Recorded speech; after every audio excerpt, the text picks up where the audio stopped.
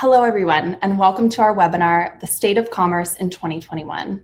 We are really excited to have you join us today as we deep dive into a wealth of e-commerce data, present our findings, and discuss what those findings mean for you and the e-commerce industry as a whole. I'm Ashley Kiolbasa, the Director of Product Marketing here at Signifyd, and one of your speakers for today's event. I will be joined in just a second by Bennett, Signifyd's SVP of Operations and Corporate Development. As a bit of background, we began a lot of the research we're going to be sharing with you today over a year ago, as we've been poring over the changes in the numbers ever since, week over week, month over month, and year over year.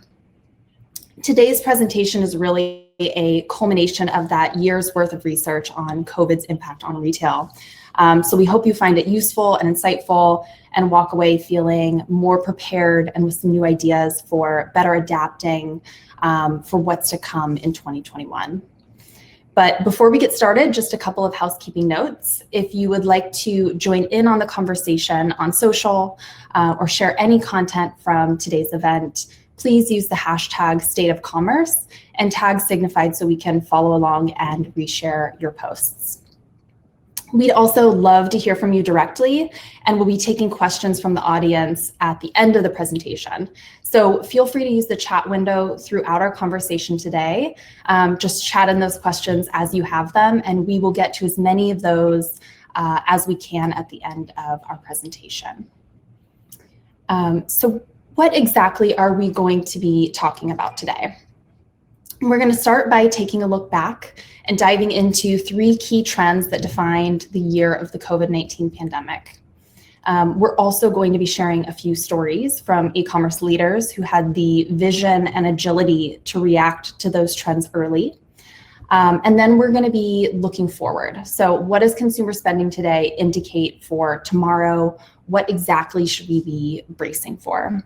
And finally, we don't want to leave you hanging. We will be weaving very actionable advice for you throughout this presentation today. We will be detailing the steps you should be taking to capitalize on new growth opportunities in 2021. So first things first, where does our data come from? The majority of our data is coming from the Signifyd Commerce Network, a collection of thousands of e-commerce retailers around the globe and across all verticals, including the lion's share of Fortune 500 retailers. We see hundreds of billions of dollars worth of transactions happening online globally, and that gives us unparalleled visibility into consumer behavior, demand, spend, devices used, omni-channel trends, fraud, fulfillment patterns, and the list goes on and on. That data aggregated across those thousands of merchants gives us a very clear, holistic picture of e-commerce as it's happening in real time. And to give us more context or color around why we might be seeing some of the patterns we're seeing emerge, we've surveyed 250 senior decision makers at retail enterprises and over 1,500 consumers. So let's dive right in. The first trend we are going to explore is around the performance or penetration of e-commerce overall. E-commerce is definitely no longer just a crumb. In 2021, it is an unignorable piece of the pie for retailers. Bennett, do you want to walk us through this one? Yeah, I'd love to. Thanks, Ashley. And welcome, everyone. As Ashley mentioned, this data comes from our Commerce Network, and really excited to share some of the macro trends. We have industry-specific data, available at our Pulse website, and so feel free to peruse that. But let's talk a little bit more big picture, and then we can zoom in on some of the year-over-year trends and what we've seen, especially lately, and then I'm really excited to share some of the thoughts of what it means to take advantage of the growth opportunities that we're seeing many of our merchants experience. So as everyone knows, e-commerce had a banner year in 2020, which is a weird thing to say given everything else that was going on in the world, but it really was a crazy time to be in e-commerce and card not present transactions. Stripe's done really well. I'm sure you've seen a huge amount of funding and growth opportunities for anyone operating in this space. So it's well known that there's a ton of potential, but it's really striking sometimes to put it on a graph and show that the share of e-commerce in terms of retailers' importance, in terms to their revenue, and frankly, more important to their profit margin, about doubled in importance from 2019 to 2020. And that jump from 16% of spend going in retail to e-commerce channels to more than 30% at the peak in 2020 has really shifted how strategy folks, how growth folks, how marketers, how e-commerce professionals are positioned within their organizations. You see folks like Nike and Adidas announcing direct-to-consumer initiatives and really changing their mix shift of how they're thinking about reaching consumers. And so they're trying to capitalize on a strategy that was really made crystal clear as viable during COVID-19. And so I think that that's super interesting from this perspective to just say, look, retail declined, e-commerce doubled. Where should you be focusing on your growth initiatives? Where should that talent go? And it really is a really exciting time to be selling things online and in a card not present environment. If we then take a look at some more specifics, and so anyone who was working in e-commerce or working with e-commerce companies in March of last year will recognize that dramatic jump from April and May of last year. The yellow line here showing the overall e-commerce volume. So you're seeing holiday level of traffic, but sustained. And so I think it's really interesting to look at how the holiday period of 2020 wasn't as big of a share of overall sales for e-commerce. So that tells a lot of things about operations in terms of how you have to build your systems to make sure that it's always capable of working at really high volumes. In that the holidays, sure, yes, it's more important than a typical month, but it's not double or triple. It's only maybe 50% higher than normal volumes. And so that is a really interesting thing from an operational design and system capacity perspective. You have to have automated systems that are capable of handling much larger volumes year round. And that becomes not a staffing problem, but a technology problem in many ways. I'll also note you see a big dip last year, 2019, from November peak down to December, down to January, the magenta line there, which was a very traditional pattern in pre-2019. You see a very big pop in November, and then we settle back down to kind of normal, ho-hum, call it 10% growth. What we have seen this year is actually a much more gradual decline from the November peak. And 2021, if anything, has started off with a bang, and we're still seeing 50% year-over-year growth, even compared to pre-COVID numbers and COVID numbers. And so with March shaping up at similar 50% levels, this doesn't look like a COVID-19 piece to us anymore. This looks more like a new normal. So it's really exciting to see that those trends that were started might not be solely localized due to the pandemic. We'll talk a little bit about some of the consumer sentiment that is behind that in part 2. But I think it's really important to, from a macro top level perspective, to understand that if e-commerce jumped from 16% to 30% of overall retail spend, where are those consumers coming from? Is it more of the same people buying the same types of goods? Yes, but is it all from that? No. What we're seeing is lots of new entrants coming in, and more specifically, to less affluent purchasers are entering into the direct-to-consumer, the card-not-present channels. So stereotypically, in the past, e-commerce was seen as a channel. You have to have a credit card. You have to have access to banking. You have to have access to all these different card-not-present payment methods. And typically, you have to have a home where something can be delivered, feel like the package is safe. A lot of those stereotypes about e-commerce being a small part of the channel, relatively speaking, for being typically more affluent, for not being representative of overall economy, and being relatively sheltered from economic ups and downs, that's not true anymore. What we're seeing is that the consumers that are, call it, if from the top third, are still buying in online channels, and in much more often, and in much bigger cart sizes. But maybe the top half now has started experimenting with the e-commerce channel and have really enjoyed the experience. And so what we saw is that here, customer affluence in the past was typically not, typically the more affluent you are, the less you are impacted by economic pressures, the less you have to worry about discretionary spending.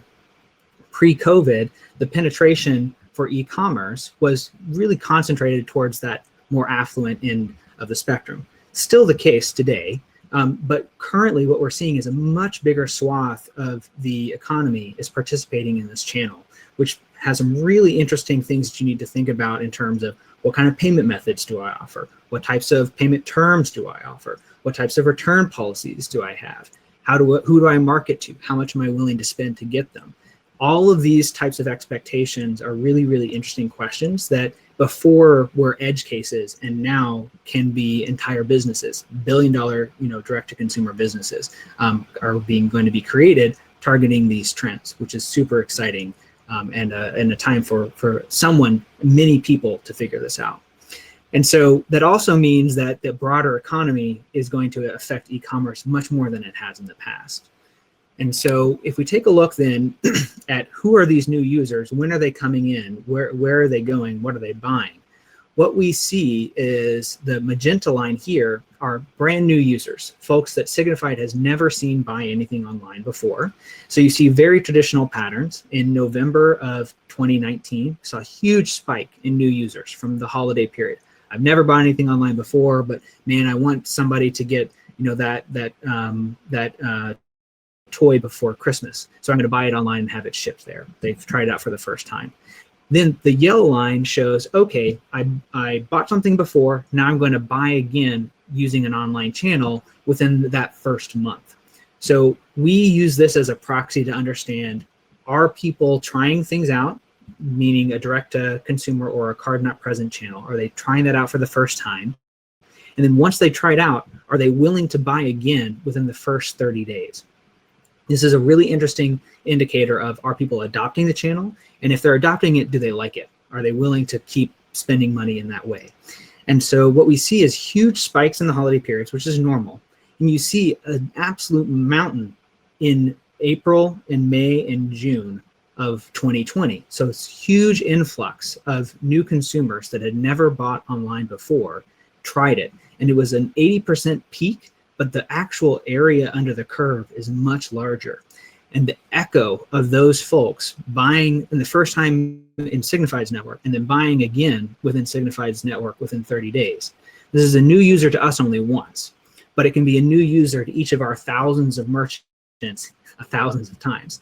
And so this really helps elucidate how important it is to go out, capture these new users while they're still new, before they select one of your competitors, and to make sure that you can do so automatically and meet the expectations that they have.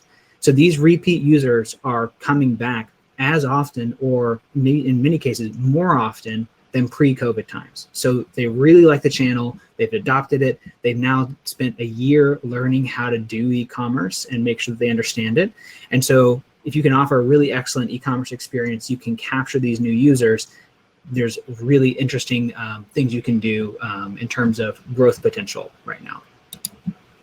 We then compare this and say, okay, how many of these aged users, so what do they do after a year? And so we see some really interesting behavior from these folks. So this is similar to the graph before. Magenta are brand new users who buy multiple times within a week. The yellow line are people who buy multiple times within a week within their first month. And then the blue line are how many people buy within a week that have bought online for the first time more than a year ago. So they're e-commerce pros. They know that if they can buy something from Samsung on Tuesday, they can buy something from Bill.com on Thursday. They'll both arrive on Saturday, and then they'll have a brand new phone, and they'll be able to work on the home office that Saturday, that weekend. They're very, very comfortable doing those types of purchases. What we see is that these new cohorts are absolutely loving this channel, and they go from trying it for the very first time to saying, okay, you know what, I'm going to just become a power buyer and I'm going to buy on Tuesday, Wednesday, Thursday, Friday. Everything's going to come on Saturday. I'm going to have an unboxing. And really these power buyers are very much adopting the channel in higher levels than in the past. And so these are typically younger or older than your used to be e-commerce kind of target demographics. So millennials, Generation Z, the buy now, pay later system is definitely bringing them into online channels. They want to buy a lot. And then folks that maybe used to be like, I'm never going to buy anything online. I'm only going to go to a store. I want to talk to a human being. They've had to buy things online. They've had good experiences. They have a lot of money. And so they're now willing to buy a lot, even though they were maybe aged out of most e-commerce marketers' target demographics. So really you see a kind of bleeding and a normalization of e-commerce, and it's not just the traditional generations, it's not just the traditional segments of the market, it's bleeding out to become totally mainstream. So there's really opportunity at the core and at the edges of where folks used to target for e-commerce. Awesome. And so what does all of this mean for you? What does this mean for retailers? So as Bennett described, our e-commerce Super Bowl events, the peak pandemic periods, the holiday periods, the period right after stimulus payments are released, AKA now, are crucial for retailers to get right. Those new users create a major opportunity for growth and customer lifetime value. The importance of optimizing online revenue and nurturing that cohort of new online shoppers into fans for life has never been greater. So what should you be doing very concretely now to ensure you're maximizing value? Firstly, monitor your approval rates. Unfortunately, new shoppers that you've never seen before are far more likely to be declined or flagged for fraud because the historical data just isn't there. We know that one bad experience can be enough for consumers to turn away and never come back. They're a little more forgiving of bad experiences with brands that they've shopped with for years, but a first bad impression with a new brand sends the message that you're hard to work with. So measuring, monitoring, and benchmarking your approval rate is really the first step to improving it. Secondly, of course, optimizing for acceptance. So many retailers don't realize that their order approval rates could and should actually be hovering around 97, 98, 99%, depending on your industry, of course. But barriers in the process meant to protect merchants actually turn legitimate customers away, and that's unacceptable. If your approval rates aren't at or above industry standards, you're going to want to re-examine your review and approval process. Next, prioritize speed and automation at checkout. Amazon has trained us to expect one-click buying experiences, and anything that takes longer than that begins to feel like a struggle. Explore what you can be doing to make the checkout experience more seamless for your buyers. How much information do you really need in that form? Can you eliminate or reduce manual review checks that are still embedded in your processes? It's time to lift up the hood and find out. And finally, it's important that you are regularly reviewing your own shopper data to understand how your consumer base is changing.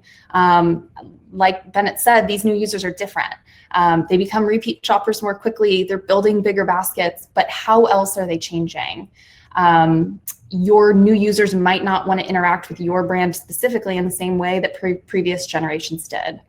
One retailer who understands this concept really well is Build with Ferguson, the parent company to the online home and retail leader Build.com, who of course was in one of the industries that did very well during the pandemic period.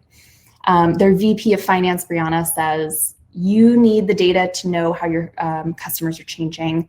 Customer perspectives are changing all the time, and COVID-19 is just another variation of how that works. We need to be able to meet that shifting demand with the right product for the right customer at the right time. So next up, onto our second trend, retailers met customers where they were at the curb, and omni-channel was forever redefined. Bennett, back to you. Thanks, Ashley. So as Ashley mentioned, the the growth here is really kind of always at the edges or new frontiers for e-commerce. And then at the core, there's kind of this repeat purchase or increased cart size. So there's opportunity at all stages. And those who have a physical presence are uniquely situated to offer customers kind of the full experience that they're really wanting to. So of course, many e-commerce merchants don't have a physical presence. And so what we're talking about here is those that do have a traditional physical presence need to figure out how to marry them. Maybe, for example, if you're a Stance Socks, you are growing storefronts where you didn't before, right? And if you're a Duluth Trading Co., you really leverage your physical space to drive your online sales and vice versa. But really what consumers are wanting in this new era is they want to have it all. Of course, right? And the gorilla in the room is Amazon with Whole Foods from that perspective, and kind of always innovating to offer that level of seamless kind of physical online presence and kind of returns ability. And so that's a really tall order. And so kind of piecing together all of the elements of what consumers want, both the traditional affluent groups, the younger generation, the older generation, and the less affluent groups who are now adopting the online channels, what we see is pretty universally, everyone likes optionality. No surprise there. They're not overwhelmed with options. The key of this is convenience. During COVID-19, what people found was, hey, I have to buy online. But actually, you know what? I really liked it because it was so much easier. I could, take care of my kids while I was shopping, and I could have things delivered instead of having to go out. And instead of turning shopping into a trip, maybe we go out to a park instead, and then I have more quality family time. So people really reconceptualized what it means to shop. And what we found is that they really enjoyed it. And so consumers overall are saying, hey, a year from now, I'm going to shop differently I'm going to do more of my shopping online. A whopping 50% of people said they were going to increase their spend online, that many people are going to buy online and pick up in the store. They're going to increase that channel. Many also said using curbside pickup, and only 20% said they didn't think that they were going to change how they consume things with retail.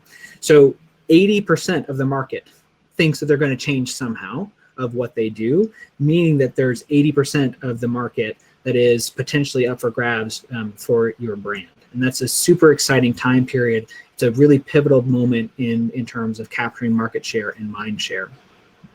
Now, I know this is this particular survey is very US focused. Click and collect in the UK and other kinds of methods of distribution, especially in London, have been adopted for a while, and in other areas of the world. We have surveys for that too, and local teams there with that kind of data. So if you're interested in your international expansion opportunities, we have similar types of data.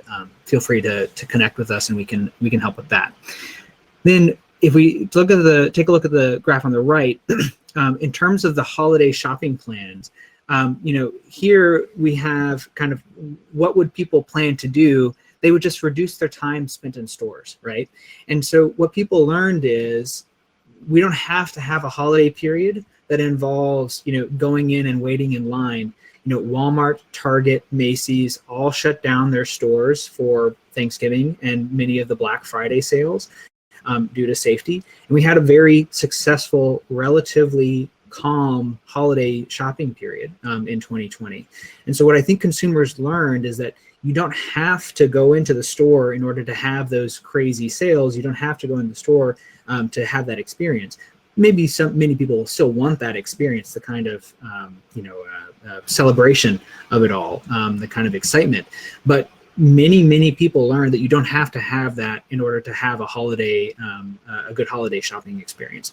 And so we think that many of the holiday shopping bump will now go to online channels as people had a much calmer, much more helpful kind of shopping experience during the holidays.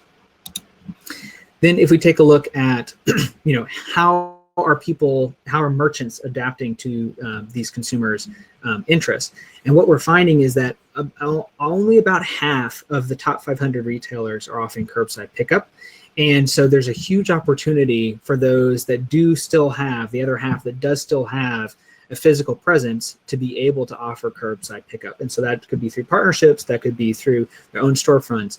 But overall, people have had pretty positive experiences. 62% had with a positive experience, and about half, once they've adopted the channel, have continued to do it since March. And about 40% have continued to change to adopt the channel.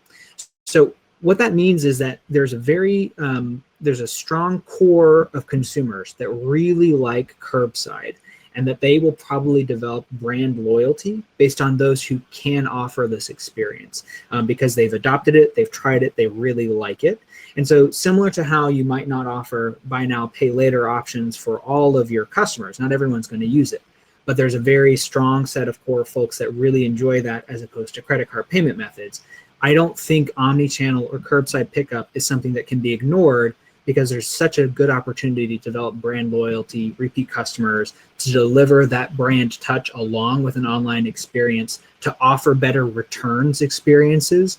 There's so much logistical and benefit to being able to offer this as a competitive offering with the Walmarts and the Amazons of the world. I think that folks are going to continue to do that. And so what we see is, the graph here is by week, and you can just see relatively modest amounts pre-COVID in the channel, and then just an absolute explosion in terms of volume, 3 times as much. And the key thing to understand with these types of orders is they need to be made instantaneously. You can't have a human being intervene here to make a decision about, do we have it in stock? Do we, is this a potential fraudulent actor? Is this somebody who we can trust to pick up a $10,000 TV, on the curbside? You don't have time to do any of that. You have to have automated decisioning at all parts of your payment stack, at all parts of your operations and fulfillment and inventory management stack. And so that's really putting a lot of pressure on the tech stack and innovation available to these retailers to make sure that they adopt systems that scale along with this channel. Then what we see here is kind of how many people have tried this and how many people are using it more, or they've just started using it. And so what we're seeing is, and then we finally have intent to continue. So you can see kind of the darker orange bar are folks that already tried it before and want to continue using it more. The lighter orange bar are folks that, hey, I've never tried it before, but I want to, I've had it for the first time. And then the intent to continue kind of stack ranks how important it is. So people really like self-checkout, which was not always been the case, right? And so the younger generations especially really enjoy self-checkout. And so you have, again, a really strong core set of folks that really like that experience. The buy online, pick up in store also ranks really highly on intent to continue. So again, good customer experience, really expect to continue. I'll note things that most people don't intend to continue are things like restaurant curbside pickup, Uber Eats, all of these delivery options. Those seem to be much more convenient. And so folks particularly like that, but they are willing to try the restaurant curbside pickup, haven't had that best kind of experience. Same thing with store curbside pickup. About half of folks intend to continue that delivery mechanism. And so grocery, again, relatively small penetration, relatively kind of medium effort to continue. So really the key winner here is the buy online, pick up in store, and the self-checkout in store as contactless, card not present type transactions that need to have some thought put into this. I'd say in general, the convenience factor of each of these and how good it is on delivering convenience is what consumers are really interested in at this point. Ashley? Yep. One of my favorite curbside rollout stories of the year was from Toys R Us Canada. So Toys R Us was one of those quick acting retailers that pivoted to adopt the safe omni-channel experience that consumers demanded very soon after government shutdowns. Children's toys, of course, was one of the verticals that absolutely exploded during the pandemic. Parents vitally needed to keep their children entertained while they worked. Rohan, the AVP of e-commerce and consumer tech, shared that a whopping 80% of orders during the height of the pandemic were BOPIS. And even still, as of last week, 40% of all orders are still being purchased online and picked up at store. Rohan talks about about how this rollout led to a year of transformation for the company. It required the organization to rethink the entire customer journey and break down silos internally in order to connect the dots along that journey. And it certainly did pay off in their case. Our third and final trend, with unprecedented e-commerce sales came unprecedented fraud and abuse schemes. So let's dive right in. For fraudsters, the pandemic and surge in e-commerce orders provided an opportunity to profit from the chaos. When orders spike, especially for months on end, manual review teams can find themselves overwhelmed and legacy rules-based systems start to break. Fraud pressure in the Signifyd network certainly ebbed and flowed a bit, but trended up very significantly. Fraud was at an all-time high, 6 times what it was pre-pandemic. It's hovering between 2.5 to 3 times pre-pandemic levels currently. And there were many trends we observed when it comes to the tactics of how exactly fraudsters were attempting to get away with stolen goods. One notable one was an increase in bot attacks. So fraudsters are increasingly turning to automation and AI in order to gain efficiency in their own operations. The increase in sophistication here is really what's notable. So how do they do it? Fraud rings set bots loose to attempt to log in to thousands of sites while trying different combinations of usernames and passwords at rapid speed. Or they train the bots to conduct card testing on thousands of cards at a time in quick succession. So they attempt to add the card to an account that is in good standing. The merchant verifies the new card by authoring a $0 charge. And if the card makes it through screening by the processor and the banks, the fraudsters know that they can use it to buy valuable and resellable items. One example, over the holiday season this year, fraud rings in the US and UK scooped up thousands of Sony PlayStation 5 units at the very moment that they were released. They were then able to resell those items on marketplace sites for up to 10 times their list price when they were out of stock everywhere else. And parents had no choice but to pay that higher price in order to get that gift that their kid really wanted for Christmas. Professional fraudsters weren't the only ones taking advantage of retailers. Consumers were quick to take advantage as well. Signifyd's consumer abuse index found consumer abuse up 5 times what it was before the pandemic. Touchless deliveries, no signatures required, increasing financial pressure for consumers, a lack of printers for return labels in millennials' homes. For all of these reasons, consumers chose to break or bend the rules. One scheme that really kicked into high gear in 2020 was actually the partnership between consumers and professional refunders. So with this one, the consumer actually hires a professional refund service to do the dirty work on their behalf.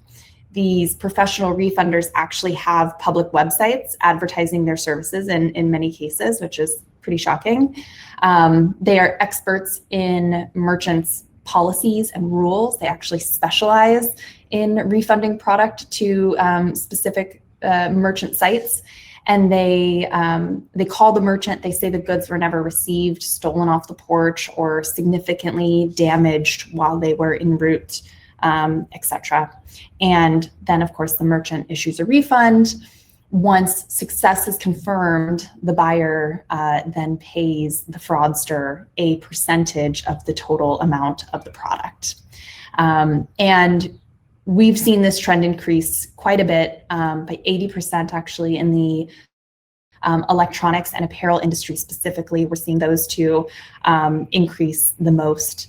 And consumers seemingly have very little remorse. 13% of consumers actually say they feel totally justified because the companies that they're buying from are so successful that they definitely won't miss the money. So what can you do to protect yourself while still keeping that flood of new users and conversion goals in mind? Firstly, with increasingly sophisticated threats like the bot attacks, you're going to have to fight AI with AI. So machine learning can detect the behavior that is typical of a bot and thwart it at a speed that is on par with the bot itself. It's also crucial that you leverage a network of shopper data to help inform your decisions. The historical data that you've collected within the walls of your one business will never compare to the power of a network. And this is especially true when it comes to abuse. So with consumer abuse, simply understanding who the shopper is, verifying their identity is not going to help you. That shopper is who they say they are.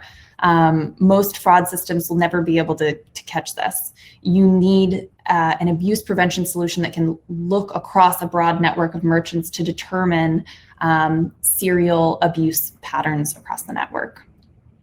And finally, with the data to back up your decisions, you'll want to customize your business policies to effectively address the threats that are unique to your business. So this might include applying your traditional return policy to the majority of your buyers, but flagging problematic buyers and making sure you actually take a look in the boxes returned to thoroughly inspect the merchandise, for example.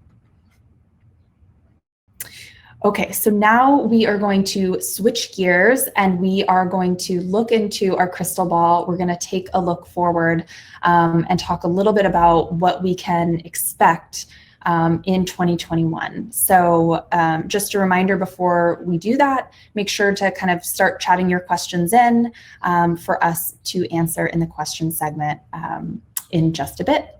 But Bennett, over to you. Thanks, Ashley. So up to now, we've been talking about kind of analyzing 2020 and kind of current trends. This gets a little bit more scary of starting to look into a crystal ball, but I think we have some really exciting things to talk about. And I'm going to start again with the macroeconomics.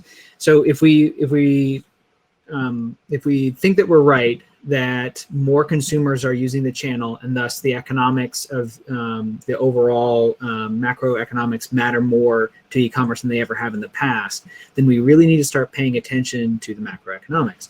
So what we're seeing are the consumer retail spend month over month.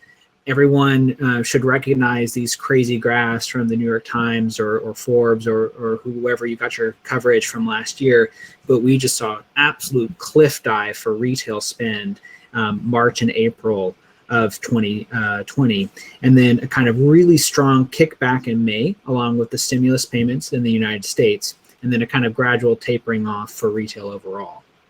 So what we've seen is a similar spike in January with stimulus payments, a drop down in Feb, but relatively modest compared to the kickback from last year after the stimulus payments. And then we're seeing in March another strong uptick from the latest round of stimulus payments.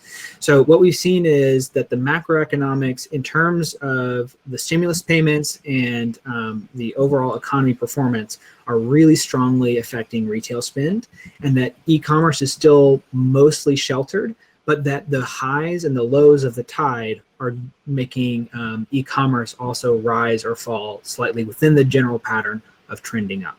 So overall, unemployment is looking better. You see the magenta line here spiking in April of last year and then gradually declining. It's projected now to get down to 4.9% in 2021. So pretty strong recovery is projected. Not quite pre-COVID levels, but pretty close. And then if we take a look at the unemployment claims, they've started to really taper off. Of course, April of last year was historic highs in terms of unemployment claims, especially from very, very low baseline. And so as those recover, as the economy starts to open up again, as the stimulus payments continue to flow into the economy, what we're seeing is that the overall progression seems to be pretty positive, and that e-commerce has been sheltered from the worst of the economic problems, has been bolstered by the kind of structural changes brought around by it, and seems to be coming out on the other side ready to take advantage of folks that are going to spend their savings. So that's the next big hypothesis that we have, is that consumer spending is going to explode in Q2, Q3, and Q4 of this year. Now, it's going to go in a lot of different places. It's not, of course, not all of it, and maybe not even most of it is going to go to e-commerce. But again, the theory is rising tide lifts the e-commerce boat now that it's a part of the broader macroeconomic climate. So what we're seeing is we're calling it revenge spending in terms of the, you know what, I had one birthday in COVID. I'm not gonna have another bad birthday in COVID. I'm gonna go kind of crazy. I've saved up my money. And now I'm going to go out and get all the things that I've wanted to get. We're seeing that kind of behavior a lot. And as people are kind of anticipating the release of the COVID restrictions. What we're also seeing is that Q1 has been really strong. It's been better than even we projected year over year. And March especially, which was the start of the COVID rise, is performing way better than we internally projected, which is really exciting considering that Q2 is going to be the first year over year of this new normal. The stimulus payments have really helped with that. They've helped with driving new user behavior. And so you'll note, similar to the story we told earlier from 2020, the stimulus payments drove yet another influx of folks who've never bought online before. And we saw a 45% uplift in sales following the stimulus payments, many of whom were new users. And so the last point is, what do people say they're going to do? Half of people plan to splurge or treat themselves. And sometimes right now, and sometimes once COVID is going to subside. And so the overall sentiment is something closer to kind of a new roaring 20s. And then what we're seeing is, do consumers have the capital to do this? And the answer is yes. Consumer savings in 2020 was at unbelievably high levels, several generations, right? And so if you look at that, of 21% of disposable income saved in January, just unbelievable rate of savings compared to historical levels, at least in the US. And so what we expect is those savings are going to be put to vacations, of course, to experiences, of course. They're also going to be put into the non-durable goods, the cosmetics, the apparel, the travel, all of those associated e-commerce related sectors are going to do really well. And frankly, with the housing market doing what it's doing, home improvement and all of those areas continue to see really strong year-over-year performance, even compared to the highs of 2020. So the U.S. consumers have the capital to spend. They've been saving throughout 2020. They plan to spend in 2021. And so what that tells us is that there's another significant opportunity for these new users. And so the stimulus payments and the savings mean that folks are going to be entering into this channel. So marketing is great right now. Really investing in customer experiences is great right now. Investing in technologies to automate all of these experiences is a great idea right now. And we see a huge bump, 32% week over week growth in new customers at the time of the stimulus payments. So what we see now is that macroeconomic trends of when spending increases, along with that spending comes new opportunities. So stimulus payments is one of them, savings spendings is another. And so merchants that are ready to take advantage of these folks and bring them to their brands are going to have a lot of success. And you deliver a good experience, they become repeat customers. What we also then know is, hey, where are these? Where's the spending going to go, and when is it going to happen? So unsurprisingly, kind of topping the list are restaurants, dining out, bars. Kind of easy quick hit events that people have not been able to do. Then you have travel, lodging, vacation as second. And then again, higher than 40% apparel, shoes, and accessories. So apparel had a pretty rough 2020 in many cases. Athleisure did really, really well in 2020. People are sitting around at home. I could be wearing yoga pants right now. I'm not. I'm actually wearing hard jeans for the first time in maybe a week. But people are really excited to spend on those types of, hey, look at my new shoes. Hey, look at my new shirt, because they haven't had that experience for a year. And so they're really excited to start spending in that way again. So those are kind of the key winners, right? And then what we then see on the right is, when do you plan to start spending that money? And so most of it is, hey, I'm starting right now. That's the blue.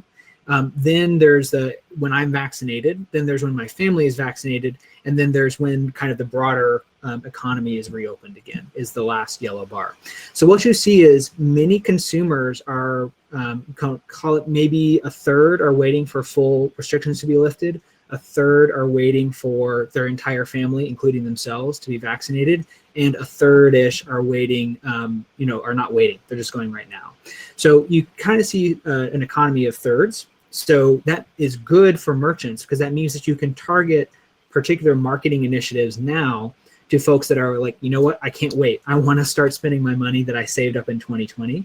Then you can stage another set of marketing events for once vaccinations have rolled out. And then you can stage another set of marketing events for once the entire economy is reopened, with really kind of targeted campaigns for each of these different groups of folks.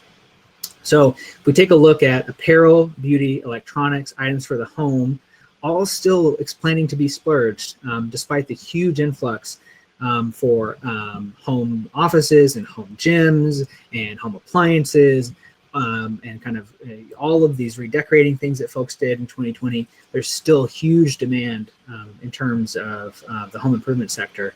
And then, kind of still planning to splurge. Fully a quarter of people want to splurge on fitness, sports, or outdoors equipment, which it had an absolute banner year in 2020. So overall, market share for all of these from an e-commerce perspective could dramatically increase as that higher tide lifts folks in terms of using their savings.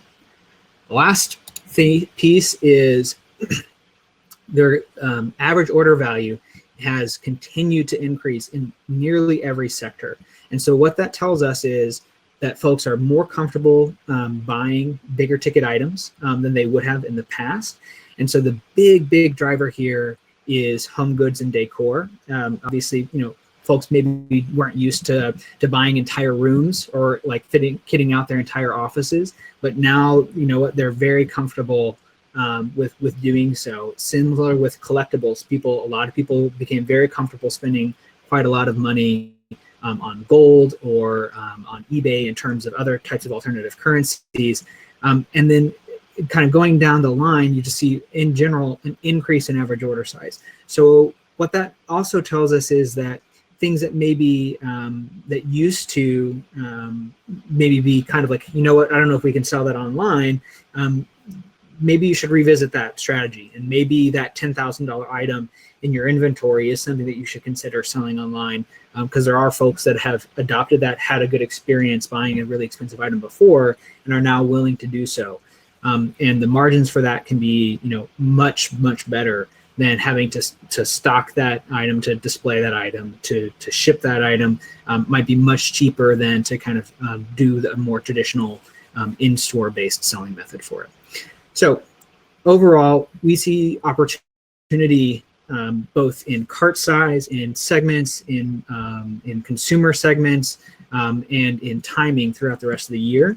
And really excited to see what happens with the rest of the stimulus payments, and once the savings starts to be used, and once the general economy opens up again. So excited for 2021.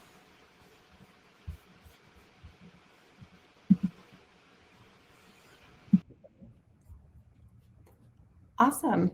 Thank you so much, Bennett. So that is the content that we have prepared for you all today. Just a couple of notes. If we're going to hang on for the next 10 minutes or so and answer a few questions for you all. So feel free to enter those in the Q&A box on your screen, and we'll get to as many of those as we can. And just a couple of other notes. So all of the findings from today's presentation, including a lot of other additional findings and trends from our research over the last year, are available in our State of Commerce report. So make sure to download that and get your copy. You can also always reach out to the Signifyd team, signifyd.com/pulse, to find more information, as well as reach out to our team for custom Pulse briefings. And our team is always happy to kind of pull more metrics for you, more benchmarking data for you, to continue to compare your company to many of the other merchants within our network. So let's jump into our first question here. I have a question around buy online, pick up in store. So what are some of the major challenges associated with a BOPIS rollout that retailers should consider before actually rolling it out? Yeah, it's a great question. And BOPIS is one of those things that is very difficult to do successfully. And it's not just, a display ad, right, for what is in your store. There's inventory backend management questions that need to be solved. There's the reverse return logistics. I think a lot of people don't think through kind of that end-to-end customer journey. So I think one of the examples you gave of Toys R Us is a really good example of a good rollout, where what they did is they designed the end-to-end ideal customer journey first, and then said, okay, let's identify, okay, how do we find the people who want to do it? How do we show them the inventory that we want to show them? How do we collect the payment in the way that they want to pay? How do we make sure that that item is ready, in stock, and delivered in a way that is consistent with kind of that Toys R Us joy experience of picking up the toy? How do we then make sure that we can have a return in that same method, or online via our traditional online method? And so really that whole end-to-end journey needs to be mapped out. And the places that people sometimes forget are that all of those pieces, whenever possible, need to be automated, except for probably the point of pickup. And that needs to be customized based on the brand. And so certain brands might have, an associate, like Walmart, for example, has an associate kind of deliver those goods to you in your car if they want. And then some people are like, no, I want you to come into the store, and then you have the bag and it's all beautifully wrapped, and then you can go in from that. And so it's much more of an experience. So that piece is the kind of still human component piece that needs to be, in line with the brand. But I think the hardest part is probably the linking of all of the inventory systems, the linking of all the payment systems, and then making sure that each one of those is automated, right? And so Signifyd, for example, we help with the automation of the decisioning, and then the automation of the post-purchase dispute process. And so that end-to-end picture of, is this a good sale? Are we being taken advantage of with kind of our reverse logistics process or not?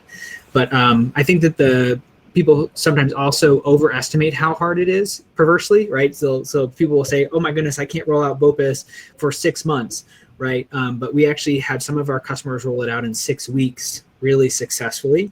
And so with strategy, with institutional will, with focus, and with help of folks like Signifyd, we can definitely do these types of initiatives, relatively quickly. Call it a quarter. It can be rolled out.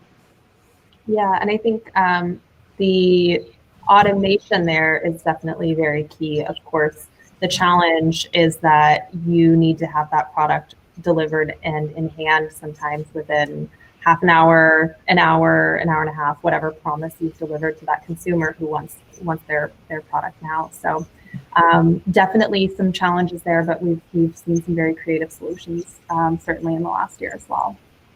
Absolutely. So one more question coming through. How does Signifyd identify consumer abuse? So we know shoppers are taking advantage in many cases, but have feared insulting those buyers. What are the right best practices there? Yeah, consumer abuse is really hard. And so, it's one of the things where people oftentimes say, goodness, I have to give people 3 strikes and they're out. But by the time that you have 3 strikes and you're out, if you think about the losses in terms of, okay, well, I had to pay to acquire that abusive customer. I had to ship the good. I had to get maybe a return. Maybe they kept the item and they returned it, and then they bought again. And then by the time that I get to my 3rd one, I've lost 3 sales. I've lost 3 items, and maybe I have a chargeback on one of them. So it can be really, really expensive. And one bad customer can take up, call it 10 good new customers, right? In terms of profitability. So people oftentimes over-index, right, on trying to catch the abusive shopper. And so maybe then they'll say, okay, well, you know what, the first consumer abuse, I'm going to fight back.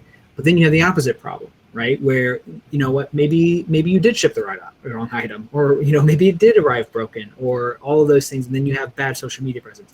So it's a really hard problem to solve with only your own data, because you're working against someone who has all the cards. So in the case where someone is abusive, they know whether or not it arrived broken. They know how many times they've shopped from you, but maybe they've used a different computer, or they've had it shipped to a different address, or they've used a different credit card. So it's really hard to piece all that together in traditional CRMs and kind of customer management platforms.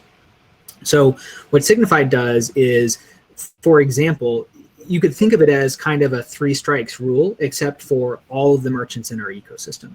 Now, we don't need 3 strikes, but it's very similar to that. And so you can kind of see the behavior. And so one of my favorite examples is we had some consumers who realized that they could take part in a return scheme. They filed 1 chargeback on one of our cosmetics merchants.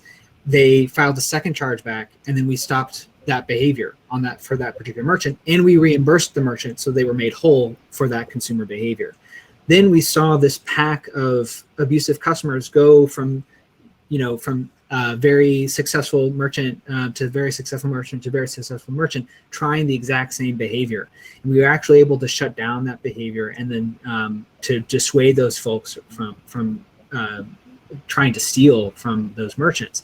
So really, it's the ultimate answer is it's a commerce network. It's having the data available to link those types of things dynamically and in real time. As you mentioned, you have to make decisions in Snap, so you don't have time to do a diligence. You don't have time to look and say, how many times has this person bought from me before? You have to have an automated decision. And these folks are targeting people who have really great brands, people who have really great brand experiences, and taking advantage of that. And so they're not going to blow you up on social media when they're trying to steal from you.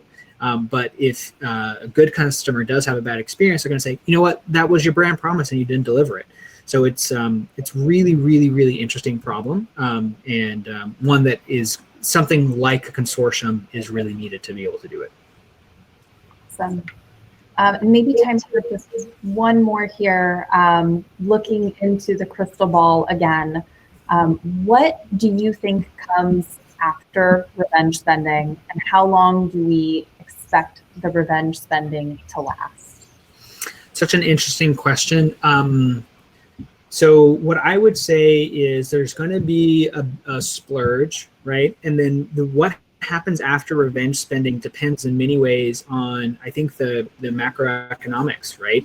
If the recovery is what we all hope it to be, and what kind of what the Department of Commerce projects, then we're going to have a really strong set of economic growth over the next, call it, year or 2 years, right, as a recovery from this. Now, if we do those projections and we say, okay, e-commerce went from 15% of retail to 30% of retail, it's going to maintain a 25% share of retail, call it, after in this new normal. And then the overall pie grows larger. A quarter of the overall pie is gigantic. And so I think that what we hope and what we see and what we're starting to see in Q1 is, as the economy recovers, these consumers have adopted this slice of the pie, and they want to keep having more of this slice. And so I don't think it's just going to be call it, the graph at the very beginning of, hey, it's e-commerce's share is growing by 1% a year. I think it might grow at 2 or 3% a year until it kind of equalizes at, call it, 35, 40%. And then that to me is a really interesting world where it's not just e-commerce is a long tail part of the channel. It's you have to have e-commerce. You have to have it and you have to get it right. And that to me is, I think, the world that we're going to enter in 2022. That's really great insight. Bennett, thank you so much for your time. I really appreciate all of your thoughts. And thank you to everyone in the audience for attending. As I mentioned, feel free to reach out to the Signifyd team at any time, signifyd.com/pulse for more data or for connections with someone from our team for personalized Pulse briefings. And have a great day. Thanks for joining.